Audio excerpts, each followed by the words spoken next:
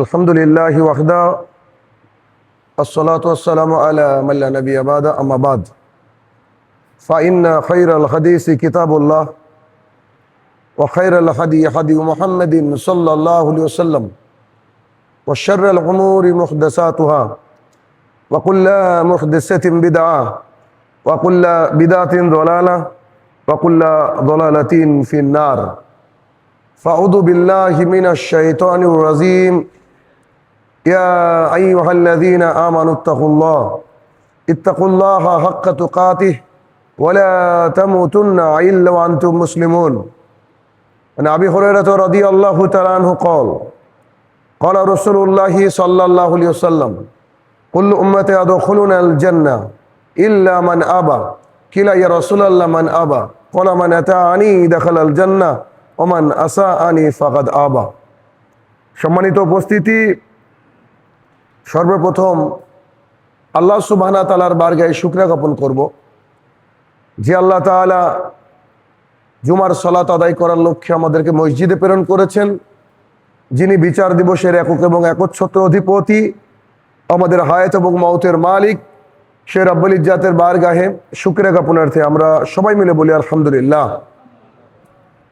অতঃপর সমগ্র মানব জাতির শিক্ষক, সমগ্র মানব জাতির পথপ্রদর্শক মুহাম্মদুর রাসূলুল্লাহ সাল্লাল্লাহু আলাইহি সাল্লামের উপর শতকোটি সালাত ও সালাম বর্ষিত হোক, আমরা বলি আল্লাহুম্মা আমিন। আজকে জুমার আলোচনার বিষয় আশুরায়ে মুহররম। উক্ত বিষয়ে সমাজে যে বিভ্রান্তির বেড়াজাল ছেয়ে আছে, সেই বিভ্রান্তি থেকে মুক্তি এবং কোরআন এবং সুন্নাহ মোতাবেক এই দিনের মর্যাদা, এই দিনের বিশেষ আমল,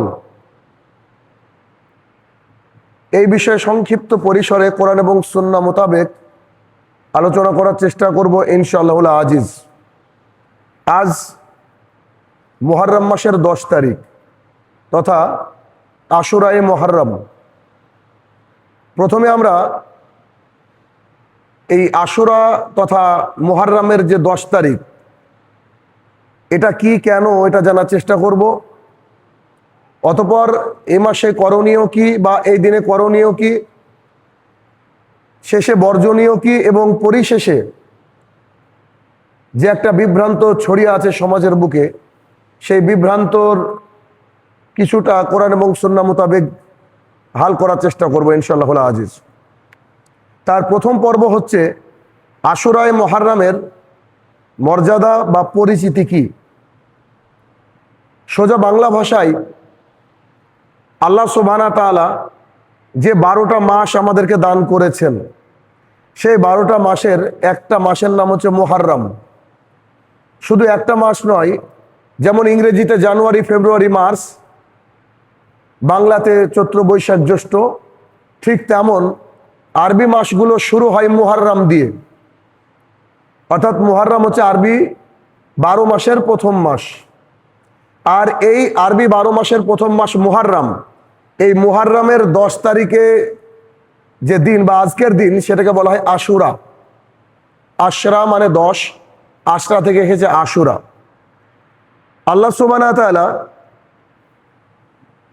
সূরা তওবার মধ্যে 36 নম্বর আয়াতে বলেন, নিশ্চয়ই আসমান সমূহ, মানে এই আসমান যেটা আমরা দেখছি এবং উপরে যেগুলো রয়েছে যা আমরা দেখতে পাই না, এবং পৃথিবীর সৃষ্টির দিন থেকে, যেদিন আল্লাহ সুবহানাহু ওয়া তাআলা আসমান তৈরি করেছেন এবং পৃথিবীর সৃষ্টি করেছেন, সেদিন থেকে আল্লাহর নিকট গণনার মাস হচ্ছে 12টি।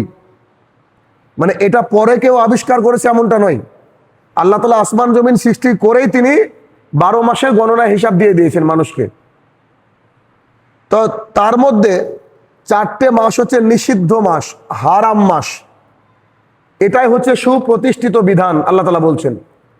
সুতরাং এই মাস সমূহে আল্লাহ তাআলা বলছেন, এই মাসগুলো অর্থাৎ হারাম মাসগুলোর মধ্যে এই সময়ে তোমরা নিজেদের মধ্যে অত্যাচার করো না। সূরা তওবার 36 নম্বর আয়াতে আল্লাহ সুবহানাহু ওয়া তাআলা এটা বললেন। আল্লাহ কি বললেন? আসমান জমিন সৃষ্টির পর থেকেই আল্লাহ তাআলার কাছে গণনার মাস হচ্ছে 12টা। আর এই 12টা মাসের মধ্যে 4টে মাসকে আল্লাহ সুবহানাহু ওয়া তাআলা হারাম করেছেন, অর্থাৎ পবিত্র করেছেন। এবং এই পবিত্র মাসগুলোতে আল্লাহ তাআলা বিধান দিয়েছেন যে তোমরা একে অপরের সাথে ঝগড়া ঝামেলা লিপ্ত হয়েও না, যুদ্ধ বিগ্রহতে তোমরা লিপ্ত হয়েও না। তো এই 4টে মাস কি কি? এই 4টে মাস হচ্ছে মুহররম, রজব, জুলকিদা আর জুলহিজ্জা, বা জুলকদা জুলহিজ্জা। পরপর 3টে মাস, রজব, জুলকদা আর জুলহিজ্জা আর মুহররম। এটা এই 4টে মাসকে আল্লাহ সুবহানাহু ওয়া তাআলা অধিক মর্যাদা দিয়েছেন। আর এই অধিক মর্যাদা সম্পন্ন 4টে মাসের একটা মাস মুহররম। আর মুহররমের 10 তারিখ হচ্ছে আশুরা। একেবারে ক্লিয়ার, মানে এখানে কোনো না বুঝার ব্যাপার থাকবে না। আর বিশেষ আল্লাহ সুবহানাহু ওয়া তাআলার বার্তা যে এই 4টে মাসে খবরদার তোমরা যুদ্ধ বিগ্রহ ঝামেলা এগুলা করিও না। এমনকি জাহালাতের জামানায় যখন মানুষের মধ্যে ইসলাম ছিল না, তারাও এই 4টে মাসকে সম্মান করত। এমনকি রাস্তা দিয়ে যাওয়ার সময় কেউ যদি তার পিতার খুনিকে দেখতো, তার পিতাকে হত্যা করেছে এমন মানুষকে দেখতো, যদি এই 4টে মাসের মধ্যে দেখা হতো তবুও তাকে কিছু বলতো না। কেন? তারা বুঝতো যে আল্লাহ তাআলার বিধান এই 4টে মাস যুদ্ধ করতে নিষেধ করেছেন, অতএব আমার পিতার হত্যাকারী যাচ্ছে, তবু আমি কিছু বলবো না। এমন প্রচলন ছিল এই জাহালাতের জামানায়ও। এই 4টে মাসের মর্যাদা এত অনেক বেশি। তাহলে এই 4টে মাস কি? পবিত্র মাস, হারাম মাস। এক কথায় ইন শর্ট যদি আমি বলতে চাই তাহলে এরকম, এই 4টে মাস তো পবিত্র মাস হচ্ছে, এর মধ্যে মুহররম কেন শ্রেষ্ঠ? মানে 12টা মাসের মধ্যে 4টে পবিত্র, 4টে পবিত্রর মধ্যে মুহররম হচ্ছে সর্বশ্রেষ্ঠ। তাহলে কেন? এটা কেন? তার প্রথম হচ্ছে যে এটা হচ্ছে 12টা মাসের মধ্যে প্রথম মাস, 1 নম্বরে। 2, স্বয়ং আল্লাহ সুবহানাহু ওয়া তাআলা এই মুহররমকে বলেছেন মুহররম আমার মাস। আল্লাহ তাআলা নিজে কি বলেছেন? যে আল্লাহর মাস মুহররম, আল্লাহর মাস মুহররম। তাহলে এটা আল্লাহ তাআলার দিকে নিসবত করা হয়েছে, খাস করা হয়েছে আল্লাহ তাআলার জন্য। 3, আল্লাহ সুবহানাহু ওয়া তাআলা এই 4টে মাসকে যে শ্রেষ্ঠত্ব দান করেছেন, হারাম করেছেন, এই 4টের মধ্যে একটা মাস হচ্ছে মুহররম। 4 হারাম মাসগুলো আল্লাহ তাআলা যেগুলো দিয়েছে, এটা হচ্ছে ইসলামের আগের, মানে ইসলাম মক্কা মদিনায় যখন প্রবেশ হচ্ছে তার আগেও, অর্থাৎ পাক ইসলাম যুগেও এই মাসগুলাকে কি করা হতো? মুশরিকরাও সম্মান করত। ইসলামের আগের কথা বলা হচ্ছে। ইসলাম তো শুরু থেকে আছে আল্লাহ তাআলার বিধান, কিন্তু একটা সমাজে ইমপ্লিমেন্ট হওয়ার আগের কথা বলা হচ্ছে। আর 6, এই মাসের মধ্যে এমন একটা দিন আছে যেটা আজকের দিন, একেবারে আজকেরই দিন, আশুরা। এই জন্য এই মাসটা হচ্ছে শ্রেষ্ঠত্বের দিক দিয়ে অন্যতম। কারণ এই মাসের একটা সিয়াম পালন করলে 1 বছরের গুনাহসমূহকে আল্লাহ তাআলা ক্ষমা করে দেন। তাহলে আমরা বুঝতে পারলাম যে আশুরায়ে মুহররম কি। তবে দুঃখের বিষয় হচ্ছে যে আশুরায়ে মুহররম বা মুহররম এই শব্দটা যখন আমাদের মাথার মধ্যে আসে, আমাদের মাথার মধ্যে অন্য কিছু একটা আসে মাথার মধ্যে, যে মুহররম মানে বোধহয় কি একটা এরকম কিছু না। এটা হচ্ছে ভুল কথা। অর্থাৎ মুহররম একটা মাস ছাড়া, শ্রেষ্ঠ মাস ছাড়া আল্লাহর কাছে আর কিছু নয়। 2 নম্বর পয়েন্ট আমরা আলোচনা করব যে মুহররম মাসে আমাদের করণীয় কি। এই যে মুহররম মাস চলছে, আজকে 10 তারিখ, করণীয় কি? তো মুহররম মাসের আমল সমূহের মধ্যে একমাত্র অন্যতম আমল হচ্ছে আশুরায়ে মুহররমের সিয়াম পালন করা।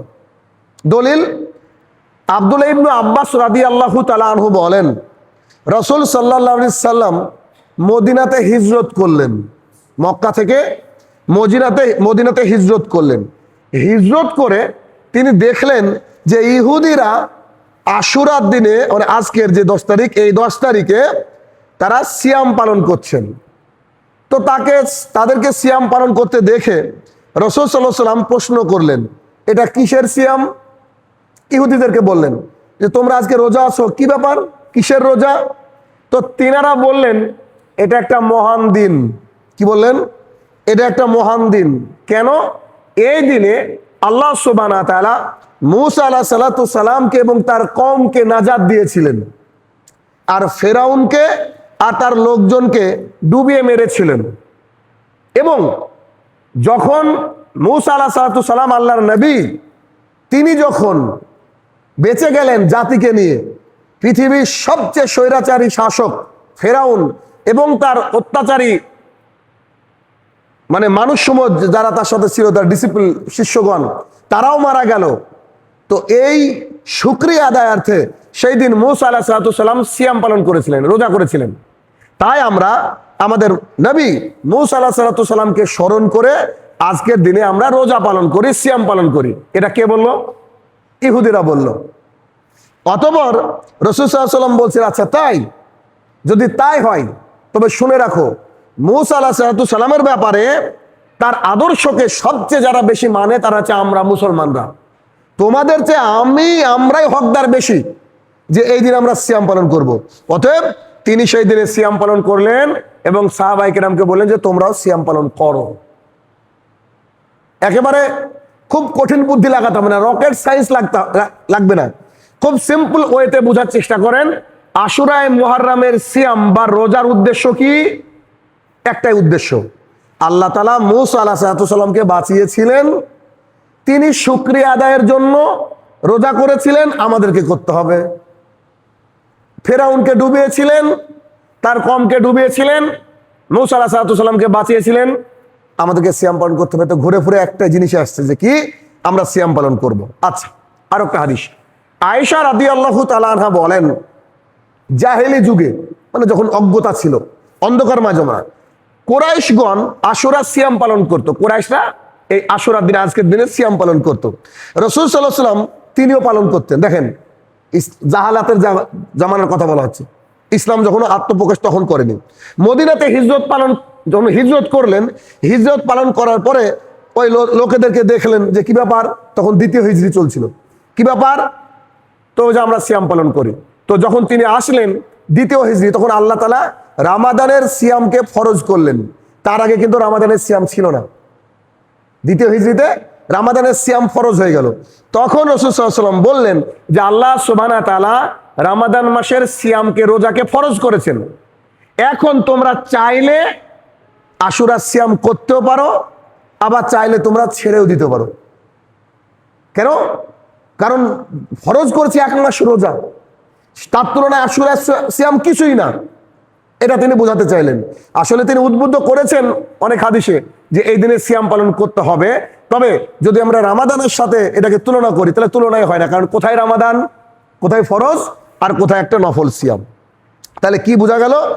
যে ব্যক্তি ইচ্ছা করে সে যেন এ মাসের 10 তারিখে সিয়াম পালন করে। আচ্ছা, এরপর দেখেন, মুয়াবিয়া ইবনে আবি সুফিয়ান রাদিয়াল্লাহু তাআলা আনহু, তিনি মদিনায় মসজিদুল নববীতে খুতবা দানকালে বললেন, তখন আর কেউ নাই, দুনিয়াতে চলে গেছে, যাকে নিয়ে আমাদের এত আয়োজন, মুহাম্মদ সাল্লাল্লাহু আলাইহি ওয়াসাল্লাম চলে গেছেন।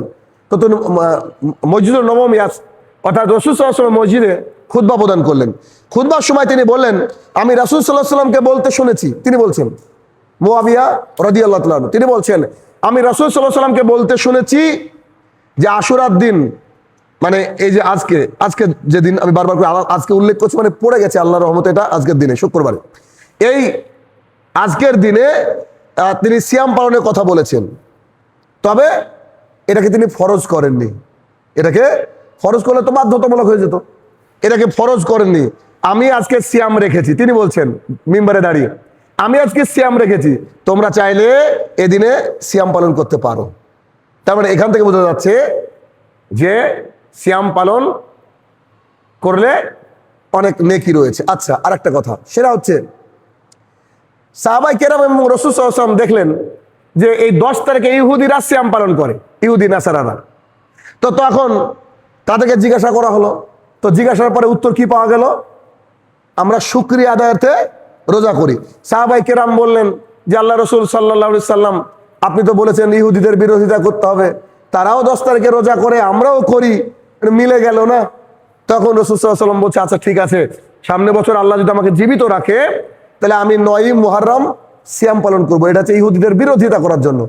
আর 10ই মুহররম ওই মুসা আলাইহিস সালামের নাজাতের জন্য সিয়াম পালন করব।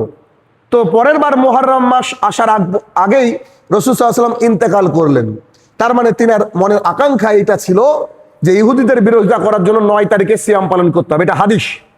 তবে কোন কোন উলামায়ে দ্বীন বলছে যে 9, 10 অথবা 10, 11 পালন করা যায়। আবার কেউ কেউ বলেছে হাদিসটা জয়ীফ। যাও, এত বিতর্ক দরকার নেই। সোজা কথা, আমরা যদি মনে করি যে আমরা সিয়াম পালন করব 9 এবং 10 পালন করব, অন্তত পক্ষে না পারলেও 10 তারিখটা যেটা আশুরা মুহররম, যেটার কারণে 1 বছরের গুনাহ ক্ষমা হবে, সাগীরা গুনাহ, সেই সিয়ামটা আমরা কি করব? পালন করব।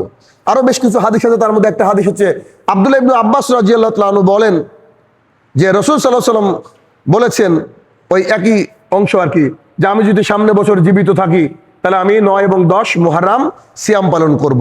তাহলে এই যে পরের বছর সিয়াম পালনের কথা বলেছিলেন, তো তিনি জীবিত ছিলেন না। আচ্ছা, তো এই সিয়ামের ব্যাপারে আরেকটা হাদিস আছে যেটা উল্লেখ না করলেই নয়, কিন্তু মূল যে নির্যাস ওটা বলে ফেলেছি কয়েকবার। সেটা কি? আবু হুরায়রা রাদিয়াল্লাহু তাআলা আনহু বলেন রাসূল সাল্লাল্লাহু আলাইহি ওয়াসাল্লাম বলেছেন, রামাদানের পরে সর্বোত্তম সিয়াম হচ্ছে আশুরাই মুহররম তথা মুহররম মাসের সিয়াম। কত বড় ফজিলত চিন্তা করেন। রামাদানের পর যদি কোনো দামি সিয়াম থাকে, দামি রোজা থাকে, তাহলে কোনটা?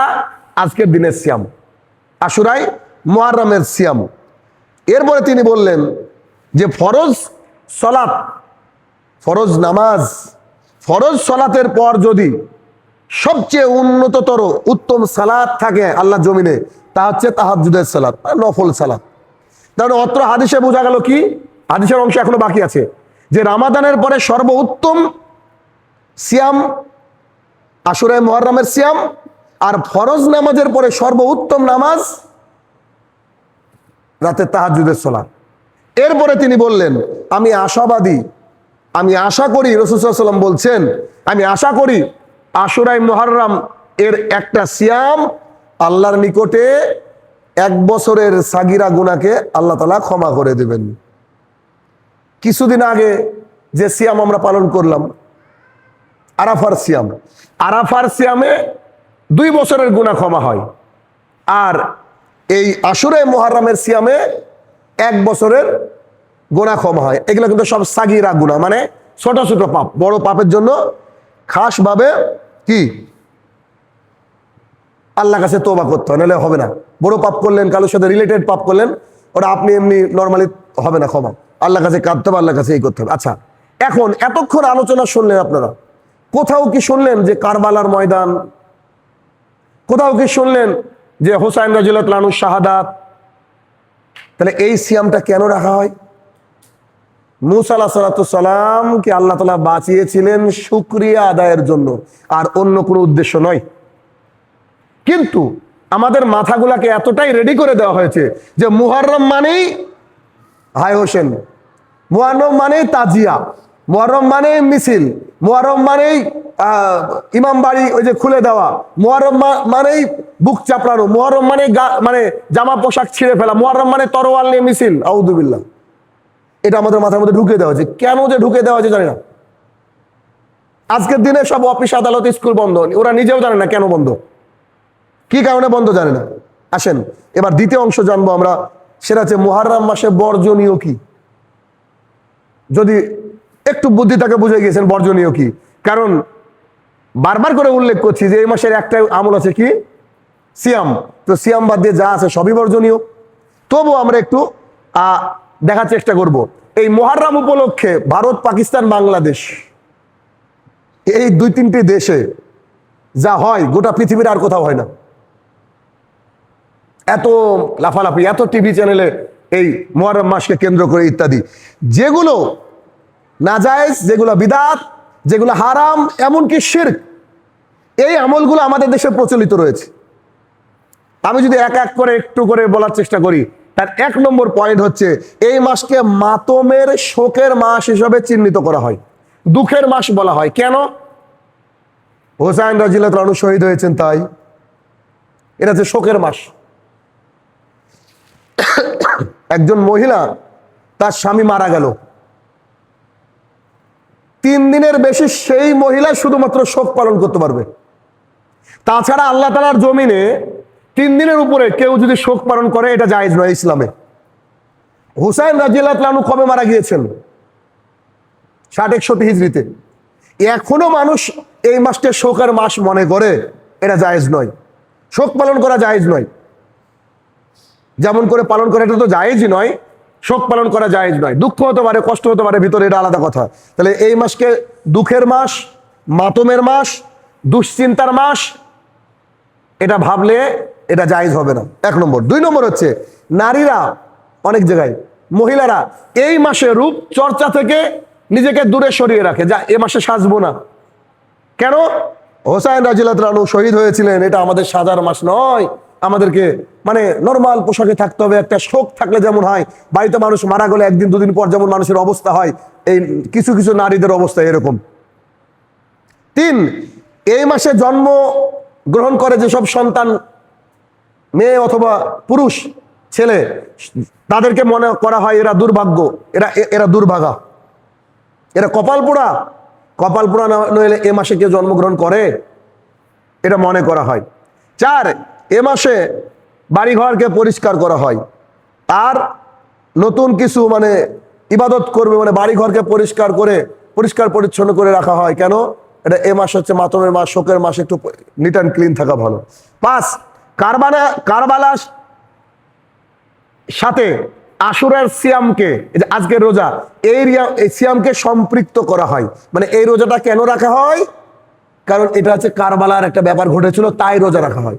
অথচ আমি আপনাকে হাদিস শোনালাম যে এই রোজা কবে থেকে চালু আছে, আর কারবালা ঘটেছিল কবে? রাসূল সাল্লাল্লাহু আলাইহি ওয়াসাল্লাম ইন্তেকালের প্রায় 58-57 বছর পর। ভাবা যায়? তাহলে কোথায় আশুরা সিয়াম? রাসূল সাল্লাল্লাহু আলাইহি ওয়াসাল্লাম হিজরত করছেন 2 হিজরি, আর এই সিয়াম পালন হয়ে আসছে তারও আগে থেকে, জাহালাতের জামানা থেকে। আর এখন মানুষ বলছে যে না, এটা হচ্ছে মুহররমের রোজা। মানে কোন রোজা? হোসেন রাদিয়াল্লাহু তাআলা শাহাদাতের রোজা। 5, 6 নম্বর শাহাদাতে হুসাইন রাদিয়াল্লাহু তাআলা আনহু রাদিয়াল্লাহু তাআলা আনহু যে শাহাদাত বরণ করেছিলেন, তার শোক পালন করার উদ্দেশ্যে সিয়াম পালন করা হয়, এটা বলা হয়, এটাও জায়েজ নয়। 7, চোখে এই দিনে সুরমা লাগানো হয়, চোখে এই দিনে সুরমা লাগানো হয়। 8, এই 10ই মুহররমের বিশেষ ফজিলতের আশায় বিশেষ পদ্ধতিতে নামাজ পড়া হয়, সালাত আদায় করা হয় বিশেষ পদ্ধতিতে। 9, হুসাইন রাদিয়াল্লাহু তাআলা আনহুর জন্য ভুয়া কবর বানানো হয়, যার মধ্যে তিনি থাকেন না। এই যে কারবালায় আছে, এখানেও নাকি হুসাইন রাদিয়াল্লাহু তাআলা শুয়ে আছে। তো যাই হোক, তাহলে কি? ভুয়া কবর বানিয়ে শোক মিছিল বের করা হয়। আচ্ছা, এরপরে 11, মিথ্যা শোক প্রদর্শন করার জন্য মাতম করা হয়। মাতম মানে দুঃখ করা হয়, বুক চাপড়ানো হয়, মানে কপাল চাপড়ানো হয়, আর পোশাককে ছিঁড়ে ফেলা হয়। 12, হায় হোসেন বলে রাস্তায় মাতম করে বেড়ানো হয়, যেগুলো জায়েজ নয় সেগুলো বলছি কিন্তু আমি, হ্যাঁ, এগুলো জায়েজ ভেবে নিন না। 13, রক্তের নামে লাল রং ছিটানো হয়, পিছের দিকে রক্ত ছিটানো হয়, দেখবেন। তারপরে আপনার 14, লাঠি তরবারি ইত্যাদি নিয়ে যুদ্ধের মহড়া করা হয়। কবে মারা গেছে? হুসাইন রাদিয়াল্লাহু তাআলা শহীদ হয়ে গেছেন। এখন এরা তরোয়াল বানিয়েছে কি দিয়ে? বাঁশ দিয়ে তরোয়াল বানিয়ে যুদ্ধ করছে। বলেন তো, মানে অমুসলমান যারা পুজো করে তাদের চেয়েও তো নিকৃষ্ট। হ্যাঁ, বাঁশ দিয়ে তরোয়াল বানিয়ে দেখাচ্ছে যে আমরা হচ্ছে সৈনিক। আউযুবিল্লাহ। মানে বুদ্ধি যদি হাঁটুর নিচেও থাকতো তাও তো চলতো, বুদ্ধি আর বংশেই নাই, এ হয়ে গেছে অবস্থা। তাহলে কি? এটা একটা যে এই। আচ্ছা, তারপরে 15 নম্বর, হুসাইন রাদিয়াল্লাহু তাআলা আনহুর নামে পিঠা বা কেক বানিয়ে বলা হয় যে এটা খেলে বরকত হয়, কারবালায় চলে যাবেন পাবেন। গত রাতে হয়েছে, আজকে পাবেন বোধহয়। এই বরকতের আশায় পিঠা খাওয়ানো হয়। 16, হুসাইন রাদিয়াল্লাহু তাআলা আনহুর নামে যে মোরগ বা মুরগি দিয়ে দেওয়া হয়, তা ছেড়ে দিয়ে সেগুলাকে বরকত ভেবে আবার ধরে এনে জবাই করে খাওয়া হয়। এটা হচ্ছে মোরগ চালনা করা হয়, এটাকে মোরগ চালনা বলা হয়, জায়েজ নয়। 17, আজকের দিনে যদি যান বুঝতে পারবেন, লালবাগে এই কালো ব্যাস ধারণ করা হয়, কালো এই যে ব্যাস এনে পরিয়ে দেওয়া হয়। 18, এই মাসে বিবাহ শাদী বন্ধ থাকে। এ মাস শোকের মাস, বিবাহ শাদী তো আনন্দের মাস, আনন্দের জিনিস, তো এই মাসে কেন হবে? বন্ধ থাকবে। 19, এই দিনে পানি পান এবং দুধ পান শিশুদেরকে অন্যায় করা হয়। কেন? হুসাইন রাদিয়াল্লাহু পানি পানি করে মারা গিয়েছেন। একটা হাদিসও জানা নাই যদি আমার, যে কোথায় পানি পানি করলেন তিনি। তারপরে 20 উগ্র শিয়ারা, উগ্র শিয়া, এই উগ্র শিয়ারা আয়েশা রাদিয়াল্লাহু তাআলা থেকে শুরু করে, আয়েশা রাদিয়াল্লাহু তাআলার নামে একটা ছাগল বকরিকে বেঁধে তার নামে আজে বাজে কথা বলে আর বকরিটাকে মারে। এ রাতে ব্যভিচারিনী, আউযুবিল্লাহ মিন জালিক, এই শব্দটা ইউজ করে তারা মারে। 21 আয়েশা রাদিয়াল্লাহু তাআলা সহ বড় বড় সাহাবাই কেরামদেরকে এই দিনে তারা গালি দেয় শিয়ারা। তারা তাদের জন্য বদদোয়া করে, আয়েশা আবু বকর ফিন্নার নাউযুবিল্লাহ মিন জালিক, মানে আয়েশা রাদিয়াল্লাহু তাআলা আবু বকরের জন্য এটা হচ্ছে জাহান্নামী, আস্তাগফিরুল্লাহ ওয়া আতুবু ইলাইহি। কত বড়, মানে এরা চিন্তা করেন কি পরিস্থিতি এদের। 22 অনেক বড় বড় সেমিনারে আশুরাকে কারবালার সাথে সম্পৃক্ত করার জন্য হুসাইন রাদিয়াল্লাহু তাআলা আনহুকে মাসুম বলা হয়, আর ইয়াজিদকে মালাউন বলা হয়। ইয়াজিদকে, যে ঘটনা একটু পরে আমি বলবো, ইয়াজিদকে কি বলা হয়? মালাউন, মানে হত্যা করেছে। আর হুসাইন রাদিয়াল্লাহু তাআলাকে মাসুম বলা হয়। এভাবে মানে প্রমাণ করার চেষ্টা করা হয় বিভিন্ন মিডিয়ার মাধ্যমে। 23 বুকে পিঠে ব্লেড মেরে রক্ত বের করা হয় কি? শোকের কারণে। 24 এই দিনে কবর জিয়ারত করা হয়। এদিনে কি করা হয়? কবর জিয়ারত করা। এই বিষয়ে অসংখ্য হাদিস রয়েছে, যে হাদিসগুলো চাইলে আমি শোনাতে পারি, কিন্তু খুতবা অনেক লম্বা হয়ে যাবে। তার মানে এইগুলো হচ্ছে আমাদের জন্য করা জায়েজ নয়, এগুলো জায়েজ নয়। এগুলো কোনোটা শিরক, কোনোটা বিদাত, কোনোটা হারাম। এগুলো থেকে আমাদেরকে কি করতে হবে? দূরে থাকতে হবে। কারণ আমরা হয়তো বুঝি না, আমরা জানারও চেষ্টা করি না যে আসলে এই জিনিসটা, বা মানে যেটা আমাদের জানার দরকার ওটা না জেনে আমরা এমন কিছু জেনে বসে আছি যেগুলো মাথা থেকে বের করাই মুশকিল। যতই আমরা জানার চেষ্টা করি না কেন, এই মুহররম মানে ওই আমরা দেখতে পাই তাজিয়া, মুহররম মানে দেখতে পাই হুসাইন রাদিয়াল্লাহু তাআলার এই ফলস কবর, মুহররম মানে এই খই মুড়ি মুরকি ইত্যাদি, আউযুবিল্লাহ, এই বিষয়গুলো আমরা কি দেখতে পাই। তো এগুলো অ্যাকচুয়ালি একান্ত ক্ষেত্রে এগুলা জায়েজ নয়। এগুলা বললাম যে এগুলো হারাম, অথবা কোনো কোনো ক্ষেত্রে এটা শিরকের পর্যায়ে চলে যায়। তাহলে কি হবে? এই বিষয় থেকে আমাদেরকে সম্পূর্ণভাবে বেঁচে থাকার চেষ্টা করতে হবে। আর এখান থেকে যদি আমরা বেঁচে থাকার চেষ্টা না করি, তাহলে আমাদের যে সিয়াম, এই সিয়াম কিন্তু আল্লাহ তাআলা দরবারে কবুল হবে না। আল্লাহ সুবহানাহু ওয়া তাআলা আমাদেরকে সেই সহি বুঝ দান করুক। আল্লাহুম্মা আমিন।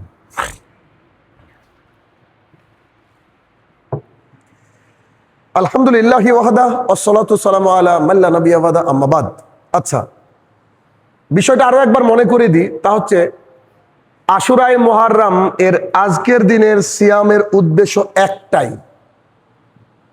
মুসা আলাইহিস সালামকে আল্লাহ বাঁচিয়েছিলেন, তিনি একজন নবী, খুব জলিল কদর বড় মাপের নবী, এবং ফেরাউনকে ডুবিয়ে মেরেছিলেন আল্লাহ শুকরিয়া আদায়ার্থে। প্রাচীন কাল থেকে এটা চালু হয়ে আসছে, তাই রাসূল সাল্লাল্লাহু আলাইহি ওয়াসাল্লাম এটাকে করেছেন, এই সিয়াম করেছেন, সাহাবায়ে কেরাম করেছেন, আমরা করব, ব্যাস।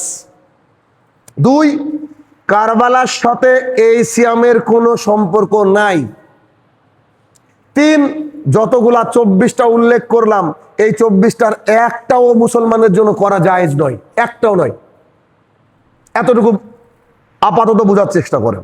আচ্ছা, এবার একটু আমি জানানোর চেষ্টা করব, যদি একটু কমপ্লিকেটেড বিষয়গুলো, আমি জানি না বুঝতে পারবেন কিনা, তবে কিছুটা আমি আপনাদেরকে হয়তো বোঝানোর চেষ্টা করব, জানি না যতটুকু সম্ভব একটু বোঝার চেষ্টা করেন।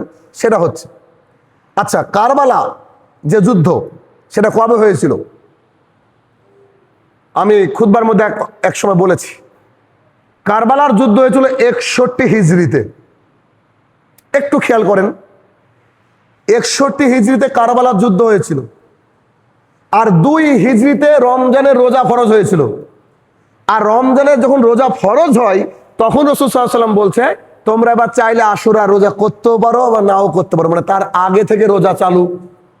তাহলে 61 হিজরিতে যে রোজা, মানে যে ঘটনা ঘটছে, তার সাথে ওই ঘটনা কি সম্পৃক্ত হয়? হয় না। তবে আপনাদের মধ্যে প্রশ্ন আসতে পারে, তাহলে এই দিনকে কেন এরা করলো? হ্যাঁ, এই দিনের বিষয় কি জানেন? একটা বিষয় রয়েছে। বিষয় হচ্ছে যে এই দিনে এই ঘটনাটা ঘটেছিল, অনেক বছর পর হলো, কাকতালীয় ভাবে একই দিনে ঘটেছিল। তাই পরবর্তী সময় মানুষ এটাকে মনে করে যে কারবালার সাথে আশুরায় সিয়াম রয়েছে। এটা ভুল। আচ্ছা দেখেন, তাহলে মক্কা থেকে মদিনাতে এসেছিলেন 2 হিজরিতে, সেখান থেকে তাহলে এখান থেকে বোঝা গেল যে কি এই সিয়াম সেই সিয়াম নয় যে সিয়ামকে আমরা কি মনে করি এই আশুরা সিয়াম, এটা না। আচ্ছা এবার একটা বিষয় একটু জানার দরকার আছে, যেটা আমাদের সমাজে খুব কঠিনভাবে প্রচলিত রয়েছে। আচ্ছা, আমাদের হুসাইন রাদিয়াল্লাহু তাআলা আনহু, যিনি আলী ইবনে আবি তালিবের সন্তান ছিলেন এবং রাসূল সাল্লাল্লাহু আলাইহি ওয়াসাল্লামের প্রিয় মানুষ যত ছিল আল্লাহ তাআলার জমিনে, তার মধ্যে এই 2 নাতি হাসান এবং হুসাইন রাদিয়াল্লাহু তাআলা আজমাইন দুজন ছিলেন, কলিজার টুকরা ছিলেন। এমনকি হাদিসের মধ্যে উল্লেখ করেছেন, যারা আমার নাতিকে অর্থাৎ হুসাইন হাসানকে ভালোবাসবে তারা আমাকেই ভালোবাসবে, এমন উল্লেখ করেছেন। তাহলে হুসাইন রাদিয়াল্লাহু তাআলাকে আমরা কি ভালোবাসবো না? কলিজাতে ভালোবাসতে হবে। তিনি সাহাবী, তিনি রাসূল সাল্লাল্লাহু আলাইহি ওয়াসাল্লামের নাতি, ভালোবাসতে হবে। কিন্তু যিনি হত্যা করেননি তার নামে যদি হত্যার আমরা লাগিয়ে দিই, ট্যাগ লাগিয়ে দিই, এটাও তো জায়েজ নয়। আমাদেরকে জানতে হবে সেটা কি। হুসাইন রাদিয়াল্লাহু তাআলাকে কে হত্যা করেছিল? আমরা সবাই জানি যে, আমরা একটা নাম সবাই জানি যে না, এটা ইয়াজিদ হত্যা করেছিল। ইয়াজিদ কে জানেন? ইয়াজিদ হচ্ছে মুয়াবিয়া রাদিয়াল্লাহু তাআলা আনহুর সন্তান। একটু আগে একটা হাদিসে উল্লেখ করলাম, মুয়াবিয়া রাদিয়াল্লাহু তাআলা আনহু রাসূল সাল্লাল্লাহু আলাইহি ওয়াসাল্লাম মারা যাওয়ার পর তিনি খুতবা দিয়েছিলেন, রাসূল সাল্লাল্লাহু আলাইহি ওয়াসাল্লাম দাঁড়িয়ে যে মিম্বারে খুতবা দিতেন সেইখানে তার সন্তান। দুটো হাদিসে উল্লেখ আছে রাসূল সাল্লাল্লাহু আলাইহি ওয়াসাল্লাম ইয়াজিদের জন্য এবং মুয়াবিয়া রাদিয়াল্লাহু তাআলা আনহুর জন্য দোয়া করে গিয়েছেন মারা যাওয়ার আগে। অথচ আমাদের মাথার মধ্যে ঢুকিয়ে দিয়েছে তিনি হত্যাকারী, কিন্তু আসল হত্যাকারীর নাম 99.9%, তাও যদি পয়েন্ট দেওয়া হয় তো মানুষ জানে না যে তাকে কে হত্যা করেছে, জানেই না। তাকে হত্যা করেছে ওবায়দুল্লাহ বিন জিয়াদ। কে হত্যা করেছে? ওবায়দুল্লাহ বিন জিয়াদ, ইনি হত্যা করেছেন। অথচ আমরা তাকে অন্যভাবে করি। যদিও আল্লাহ সুবহানাহু ওয়া তাআলা সবচেয়ে উত্তম পরিকল্পনা করি, তিনি সবচেয়ে ভালো জানেন, কিন্তু আমাদের মধ্যে এটা কি করা হয়েছে? ভুলভাবে ছড়িয়ে দেওয়া হয়েছে। তো এই ভুল থেকে তো আমাদেরকে বেরোতে হবে নাকি? যতক্ষণ না আমরা এই ভুল থেকে বেরোবো ততক্ষণ কিন্তু আমরা ভুল পথে থাকবো। কারণ আমরা কাউকে অপরাধীও করতে পারি না, আবার কারোর সাথে আমরা মানে করতে পারি না যে না মানে একটা দোষ দিয়ে দিলাম কাউকে বা কাউকে মাসুম বলে দিলাম, এমনটা নয়। এমনকি যখন হত্যা করা হয়, হত্যার পরে হুসাইন রাদিয়াল্লাহু তাআলা আনহুর যে মাথাটাকে কেটে নিয়ে ফেলা হয়, কেটে নিয়ে যখন তরবারির আঘাতে বা বল্লম বা বর্ষা যেটা এটা দিয়ে গেঁথে যখন নিয়ে যাওয়া হয় আপনার ইয়াজিদ যখন বসেছিল সিংহাসনে বা তার দরবারে বসেছিল, যখন তার মাথাকে মানে দেখা হয়, আনা হয়, তখন তিনি কান্নায় ভেঙে পড়েছিলেন। কান্নায় ভেঙে পড়েছে, আল্লাহ কি হয়েছে, এটা কে করলো, এটা কেন এটা হয়েছিল।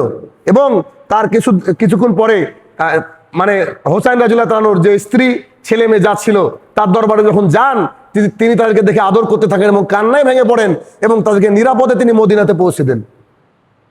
তো যদি শত্রু হয়, এই শত্রুকে কেউ নিরাপদে মদিনাতে পৌঁছাবে? শত্রুকে মেরে ফেলে দিয়েছে, আর মেরে ফেলার পর তার স্ত্রী তার ছেলে মেয়ের সাথে ভালো আচরণ করবে? এটা কি করে সম্ভব? এটা কি করে সম্ভব? অথচ আমাদের সমাজটা এভাবে আমাদেরকে শিখিয়ে গেছে যে না, এটা হচ্ছে এরকম করা হচ্ছে। আসলে এমন কোনো ঘটনা নয়। এই ঘটনা মানে আমাদের মধ্যে কি এটা এমন কিছু বিভ্রান্তিকর জিনিস ছড়ানো হয়েছে, যার ফলস্বরূপ আমরা ভুলভাবে এই বিষয়টাকে ট্রিট করি যে না এই হত্যা করে। যদিও হত্যাকারী যিনি, তিনি ছিলেন সীমার, মানে যিনি মেরেছিলেন হোসেন রাদিয়াল্লাহু তাআলা আনহুকে, তিনার নাম ছিল সীমার, তিনি হত্যা করেছেন। কিন্তু এই ওবায়দুল্লাহ বিন জায়েদ যার নাম আমি করলাম, মানে তিনি কি ওবায়দুল্লাহ বিন জিয়াদ আর কি, এই ওবায়দুল্লাহ বিন জিয়াদের নির্দেশে তিনি হত্যা করেছিলেন। এই নিয়ে অনেক লম্বা ঘটনা আছে, আমি জানি না হয়তো অনেক লম্বা ঘটনা আপনাদেরকে বোঝাতে পারবো কিনা, বা বোঝালেও অনেক সময় লেগে যাবে।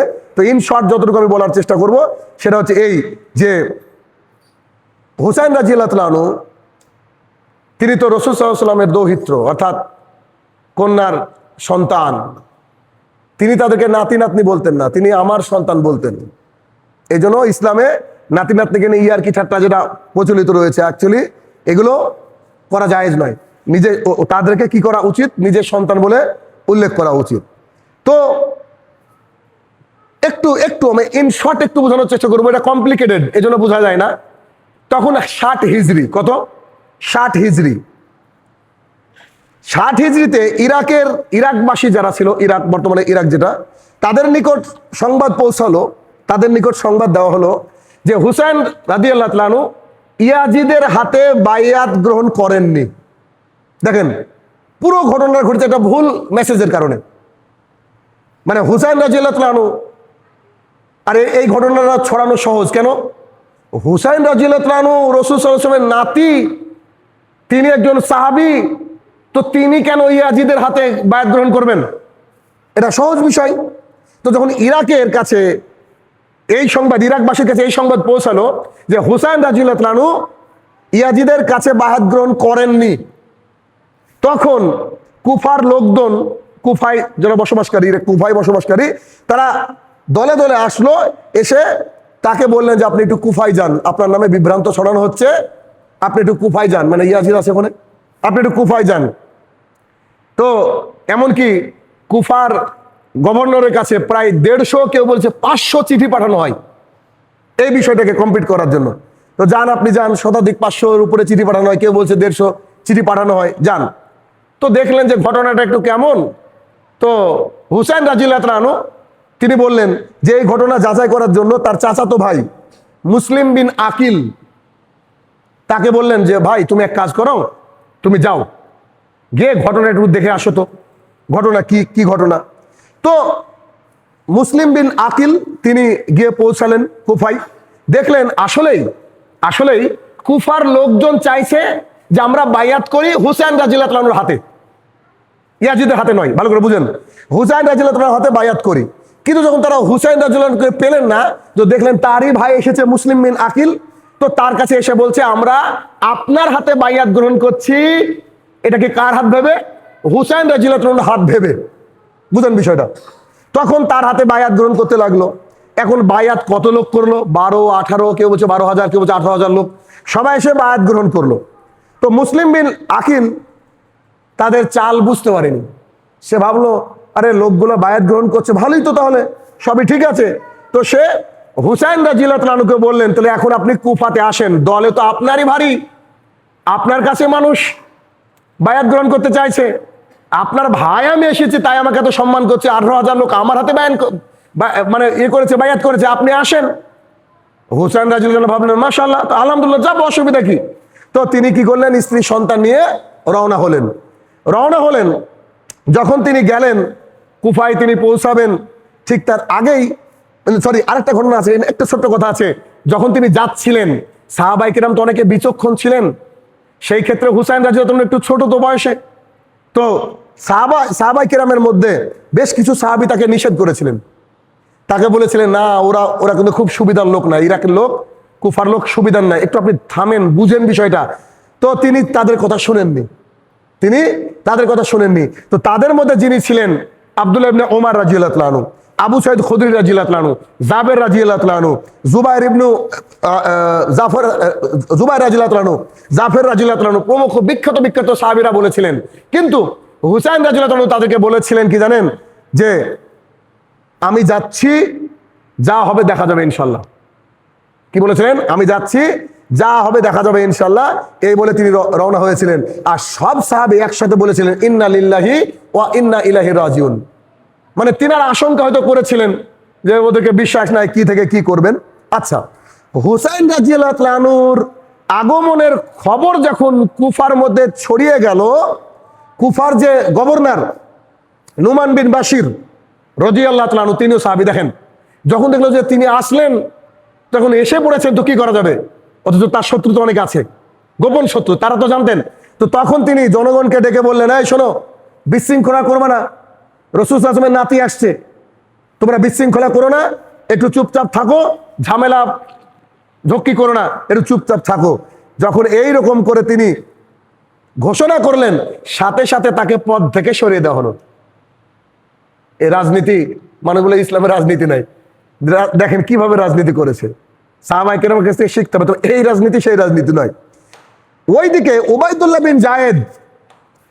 বিন জায়েদ একই সাথে তিনি বসরা ওর কুফার, এই যে কুফাই, একে সরিয়ে দেওয়া হলো। আর তিনি বসরার প্রধান ব্যক্তি ছিলেন, গভর্নর ছিলেন, এখন উনি একজন দুই জায়গায় হয়ে গেলেন, মানে দায়িত্ব পেয়ে গেলেন, গভর্নরের পদে নিযুক্ত হয়ে গেলেন। ওবায়দুল্লাহ বিন জিয়াদ, ভালো করে নামটা মনে রাখবেন, এই নামটা বেশি জানা উচিত মানুষের, মানে মানুষ জানে না। আচ্ছা, এবার মুসলিম বিন আকিলকে প্রথম কাজ তার হত্যা করে দিল। কেন? দেখেন, সে তো সব জানে, সে তো বা তাকে হত্যা করে দিয়েছে একটা বিশৃঙ্খলা সৃষ্টি হবে। আপনি একটু বর্তমানে রাজনীতির প্রেক্ষাপট খেয়াল করেন, যে নেতার সম্পর্কে যে বেশি জানে তাকে আগে হত্যা করা হয়। আমি খুলে বলবো না, বুঝেন আপনারা সব। যে নেতার সম্পর্কে বেশি জানে তাকে হত্যা করে দেওয়া হয়, এটা সিম্পল ব্যাপার রাজনীতি। একইভাবে কি করালো, আরে বাবা পুরো খুতবাটা শোনো তো, কি এবার তাকে হত্যা করে দেওয়া হলো। কি হলো? তাকে হত্যা করে দিল। হত্যা কে করালো? দুই এলাকার এখন গভর্নর উনি কিন্তু হয়ে গেলেন। বোঝা গেল কিনা? আচ্ছা, এবার প্রতিমধ্যে হোসাইন রাদিয়াল্লাহু আনহু বুঝতে পারলেন যে তার ভাইকে হত্যা করা হয়েছে, ঝামেলা, এরকম একটা পরিস্থিতি বুঝতে পারলেন রাস্তার মধ্যে। তখন এবার তিনি বললেন যে এখন কি করা যায়। এই যে ওবায়দুল্লাহ সেনাপতি যারা, ওবায়দুল্লাহ বিন জিয়াদ, তিনি করলেন কি, তার পথকে রুদ্ধ করে দিলেন, তাকে থামিয়ে দিলেন, এই তুমি দাঁড়াও। তখন তিনি তাকে তিনটে কথা বললেন। হুসাইন রাদিয়াল্লাহু আনহু কি বললেন? তিনটে প্রস্তাব দিলেন। বলছে, এক, বলছে আমাকে নিরাপদে সীমান্তে চলে যেতে দাও। হুসাইন রাদিয়াল্লাহু আনহু দেখেন অনুরোধ করেছিলেন, আমাকে নিরাপদে সীমান্তে চলে যেতে দাও, মানে মানে এক স্থানে এখান থেকে আমাকে চলে যাওয়ার অনুমতি দাও। দুই, অথবা আমাকে মদিনাতে ফিরে যেতে দাও, মানে সীমান্ত বলতে এইদিকে। আর দুই হচ্ছে মদিনাতে আমাকে ফিরে যাওয়ার অনুমতি দাও। তিন, আমি গিয়ে ইয়াজিদের হাতে বাইয়াত গ্রহণ করব, এইটা বলো, এই অনুমতি দাও আমাকে। তার মানে হুসাইন রাদিয়াল্লাহু আনহু তিনি কিন্তু বাইয়াত গ্রহণ করতে চেয়েছিলেন কার হাতে? ইয়াজিদের হাতে। বুঝতে হবে বিষয়টা। তো তিনি কি করলেন? বায়াত গ্রহণ করতে চেয়েছিলেন, বুঝে তিনটের মধ্যে একটা আমাকে করতে দাও। কিন্তু তারা কোনো প্রস্তাবই মেনে নিল না। যখন মেনে নিল না, এরকম কথা চলছে, এমত অবস্থায় এবার একটা বিশৃঙ্খলা পরিবেশ সৃষ্টি হলো, ঝামেলা শুরু হয়ে গেল, মারামারি শুরু হয়ে গেল, অনেক লম্বা ঘটনা। তখন যখন প্রত্যাখ্যান করে দিল তার প্রস্তাব, তিনটের একটাও মানতে দিল না, না মদিনায় গেল, না সীমান্তে গেল, না তাকে মানে তার হাতে বায়াত গ্রহণ করতে দিল। যখন কিচ্ছু হলো না, তখন কি করলো, মানে একে ওই আপনার হুসাইন রাদিয়াল্লাহু আনহুর কলিজার টুকরা সন্তান ছিল, তার বুকে এসে একটা তীর লাগলো, মানে তার সন্তানের কথা বলছে এখানে, এবং ওইখানে সে মারা গেল। তখন তিনি অনেক দুঃখ করেছিলেন এবং কষ্ট করেছিলেন, যে মানে তাবারানীতে উল্লেখ রয়েছে যে তিনি বলছেন যে হে আল্লাহ, তুমি উত্তম ফাইসালাকারী, তুমি ফাইসালা করো আমাদের আর ওই কওমের মধ্যে যারা আমাদেরকে সাহায্যর নামে ডেকে হত্যা করেছে। এই দোয়াটা এবার কি বলবেন? যে আমাকে এবং আমার পরিবার গর্ব, আমার লোকজনকে যারা সাহায্য করবে বলে ডেকে হত্যা করেছে, তুমি তাদের ফাইসালা করো। তিনি কিন্তু বদ্ধও করেননি, তিনি বদ্ধও করেননি। তখন কি দেখলেন যে উপায় নেই, এখন কি করবো, আর একে একে হত্যা করছে ওদেরকে। তখন দেখলেন আমার কাছে অল্প সৈন্য আছে, তখন তিনি অল্প সৈন্য নিয়ে যুদ্ধে নেমে গেলেন। কিছু করার নেই তো, তার এমনি মারা যেতে হবে, তেমনি মারা যাওয়ার চেয়ে ভালো এবার যুদ্ধ করার জন্য তিনি নেমে গেলেন। এবং অবশেষে এক নিকৃষ্ট ব্যক্তি বর্ষা দিয়ে তিনি আঘাত করলেন এবং ধরাশায়ী করলেন, আর তার নাম হচ্ছে সিমার বিন জিনজাওশান, যেটাকে সিমার বলে সংক্ষেপ নামে ডাকা হয়। এবার 61 হিজরির 60 হিজরি থেকে কিন্তু ঘটনা ঘটছে, ভালো করে বুঝবেন। 61 হিজরির এই 10ই মুহররম, মানে যেটা আজকের দিন, 10ই মুহররমে রাসূল সাল্লাল্লাহু আলাইহি ওয়াসাল্লামের এই যে নাতি হুসাইন রাদিয়াল্লাহু আনহু শাহাদাতের অমীয় সুধা পান করলেন, মানে মারা গেলেন, আল্লাহ তাআলার রাস্তায় চলে গেলেন। এইভাবে জিয়াদের নেতৃত্বে মুসলমানদের ইতিহাসে এর আগে এরকম ইতিহাস হয়নি, মানে মুসলমানরা গাদ্দারি করেনি, মুসলমানদের ইতিহাসে কালো অধ্যায়ের সূচনা হয়। কে মূল চক্রী কে ছিল? আর বর্তমানে আমরা কি দেখছি, যে সব জায়গায় দেখছি এই কারবালার ঘটনা, এই সমস্ত কিছু ঘটনার মধ্যে ওই দায়ী খালি যে নাই তাকে করা হয়। তবে উল্লেখ করেছেন যে আল্লাহ সুবহানাহু ওয়া তাআলা সবচেয়ে উত্তম জানেন, ইতিহাসকারকগণ এটাই বলেছেন। আর একদল শিয়া রয়েছেন যেনারা আম্মা জান আয়েশা রাদিয়াল্লাহু তাকে গালি দেয়, যেনারা সাহাবায়ে কেরামকে গালি দেয়, উগ্র শিয়ারা কিছু রয়েছে। হ্যাঁ, কিছু শিয়া হয়তো ভালো রয়েছে, তাদের কথা ভিন্ন, তবে বেশিরভাগই তো এরকমই খারাপের দলের মধ্যে রয়েছে। তারা এই দিনটায় দেখবেন কিভাবে গালিগালাজ করে। সাহাবায়ে কেরামকে গালি দিলে তারা কি করে মুসলমান হতে পারে? তারা মুসলমান হতে পারে না। তাহলে আজকে টোটাল খুতবা থেকে সার নির্যাস এই আশুরায়ে মুহররমের সিয়ামের সাথে এই যে কারবালা, এই ঘটনার কোনো ঘটনা সম্পৃক্ত নাই। সোজা কথা, সম্পৃক্ত নাই। আর যাকে মূল চক্রী বলা হয়, যাকে খুনি বলা হয়, সে ইতিহাস থেকে বা কোরআন সুন্নাহ থেকে যতটুকু বুঝি সে কিন্তু খুনি নন। এখন হয় না যে নেতারা বলেছে যে ঠিক আছে তোমরা পথ অবরোধ করে রাখবা, ওর মধ্যে কিছু মানুষ এসে জোশে হত্যা করে দিল, তখন কি নাম হয়? যে অমুক নেতার আন্ডারে তো ছিল, তাহলে ওই হত্যা করার আদেশ দিয়েছে। এখন তো বর্তমানে টেলিফোন ইত্যাদি আছে, তখন তো এগুলো ছিল না। আর শেষের ওই শুরুর দিকে বা মিডিলের দিকে একটা কথা বললাম, যেটা যে তিনি তার পরিবারকে নিরাপদে পাঠিয়ে দিয়েছিলেন এবং তিনি দুঃখ করে কেঁদেছিলেন এবং তার মাথা দেখে তিনি কান্নায় ভেঙে পড়েছিলেন। এ থেকে বোঝা যায় যে তিনি হত্যা করেননি। তবে আবারও বলবো শেষে যে উত্তম জানেন সবচেয়ে আল্লাহ সুবহানাহু ওয়া তাআলা, তিনি ভালো জানেন। তবে আমাদের উদ্দেশ্য আজকের দিন আমরা সিয়াম পালন যারা করছি আলহামদুলিল্লাহ, তারা আমরা সিয়াম পালন করব আমাদের নবী মুসা আলাইহিস সালামকে আল্লাহ তাআলা নাজাত দিয়েছিল সেই উদ্দেশ্যে। আল্লাহ সুবহানাহু ওয়া তাআলা আমাদেরকে কোরআন এবং সুন্নাহ মোতাবেক বোঝার তৌফিক আদা করুক, আল্লাহুম্মা আমিন। হে আমার প্রতিপালক, আমরা যেন এই সিয়ামের মাধ্যমে 1 বছরের গুনাহসমূহ ক্ষমা হয়ে যায়, আল্লাহ তুমি সেই তৌফিক আদা করো, আল্লাহুম্মা আমিন। হে আমার প্রতিপালক, আমরা যারা এখনো হারামের সাথে সম্পৃক্ততা রাখি, তারা যেন হারাম ছেড়ে হালালের পথে ফিরতে পারি, আল্লাহ তুমি সেই তৌফিক আদা করো, আল্লাহুম্মা আমিন।